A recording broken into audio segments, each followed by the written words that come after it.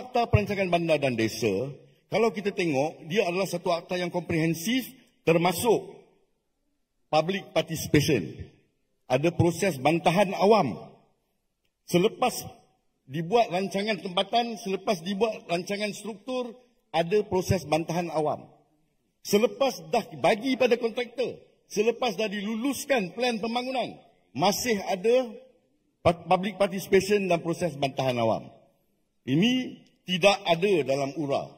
Saya melihat dalam URA tidak ada proses demikian. Apa jadi kepada hak dan perlindungan yang patut diberikan kepada rakyat?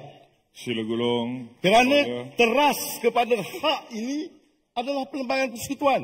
Right to life, artikel 5. Artikel 5 adalah hak kehidupan. Kehidupan termasuk kualiti kehidupan. Apa jadi kepada artikel 13, hak kepada harta? Ini semua tidak diperuntukkan di dalam URA ini. Tuan-tuan dan puan-puan, hadirin dan hadirat yang dirahmati Allah sekalian.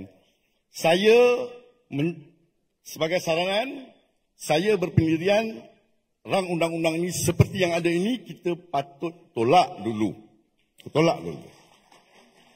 Dan sepatutnya, saranan saya, sepatutnya rang undang-undang ini diperkenalkan dalam bentuk Akta Pembangunan Perancangan Bandar dan Desa bracket Pembaharuan Semula Bandar 2025.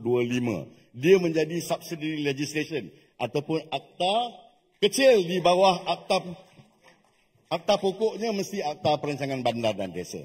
Itulah dua aspek yang saya nak sebut. Saya mohon mencadangkan kita menolak pelaksanaan URA dalam bentuk undang-undang yang sedia ada.